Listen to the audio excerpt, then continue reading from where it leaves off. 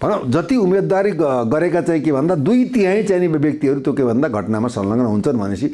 त्यो यदि हुन त हेर्नुहोस् मलाई आश छैन किनभने लाल आयोग विभिन्न दर्जनौं आयोग बने आयोगको तात्विक निष्कर्षमा राज्य पुगेको छैन न विगत न वर्तमान अहिले पुगिनै आयो भने आयोगको रिपोर्ट पर्दाफास हुँदा त यहाँ त हरेक चाहिँ के भन्दा तपाईँले मानेका गुणगान गाएका ताली बजाएका स्याबासी भनिएका मान्छे सबै के हुन्छन् भन्दाखेरि अन्डर इन्भेस्टिगेसन गर्छन् राष्ट्रघात राष्ट्रद्रोहको मुद्दामा नोटे जोग हेर्नुहोस् यो भ्रष्टाचारको कुरो होइन देश जलाउने